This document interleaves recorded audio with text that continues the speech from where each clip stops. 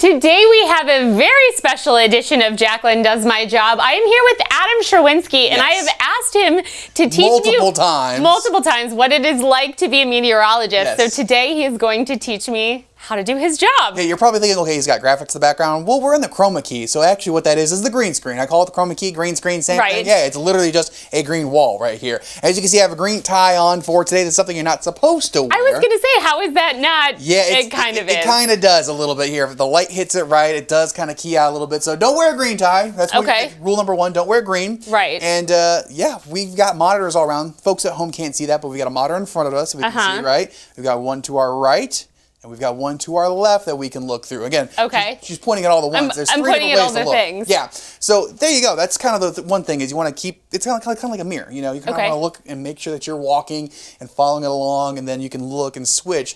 I know it's. Oh, and it's backwards. Yeah, it's flipped like a mirror. Okay. So when I was in college, that's when I first started working with a chroma key. They had us do weather updates in college, and they had us do the same thing where you looked up front, look to the side, and then you kind of play around and get used to it. I will say I'm kind of weaker on this side only because I don't look at that camera very often because I've got two right here that I primarily use. And then if I need to step off screen, I can just step off like that. So it's and then now I have to do the weather report myself and say a high temperature, 56 degrees. So before we start though, here's kind of a key thing though, when you're in the chroma key, get it? Key. Anyway. Key. Yes, here is our clicker, our weather clicker, right? So we've got a bunch of buttons here. It looks very confusing for the folks at home, but there's only a handful you really need to know. That one's to go forward in the graphic, so play forward. Right. Until it hits the pause point. That one is to go to the next exact graphic, so right there to the tonight forecast. Okay. And then make sure it's on either max 1 or max 2. Those will tell you which computer it's on. It's on max 1.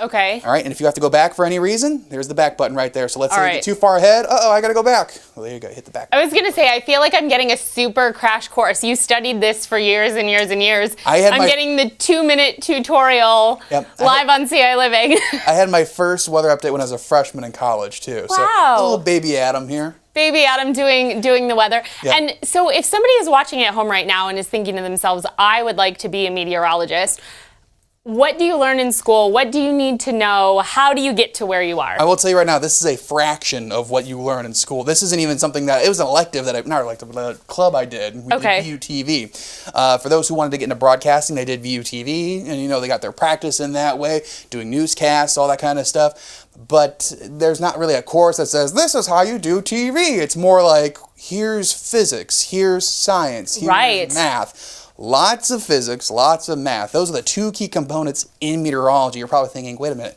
I don't see numbers in the sky. That doesn't make any sense. But it's forecasting. But it's not even just for forecasting, just to understand how dynamics work. Fluid dynamics is what we work with in meteorology, and physics, heat, thermodynamics. I had to take a course in thermo as well as how weather patterns work, all that good stuff. So again, it's a lot of science, as in physics and math together as one, and observation too. Right. And then the forecasting kind of comes secondary. Once you learn how the atmosphere kind of works, again, we don't have it 100% down, but when you learn about 99% of how it works, then you can start picking up on patterns, and then starting to learn a little bit more from there. I know it comes from experience, though. You can be a good forecaster, have zero idea what's going on in terms of the actual science, but that does help set some more of that foundation, too. So a lot of math and science. For those kids at home who want to be a meteorologist, I hope you like math and science. I was one class away from a math minor. And if you don't like math and science, keep watching ciLiving because we do a lot of fun experiments with Adam to learn all of these things. All right. So you ready? I think I'm ready. Let's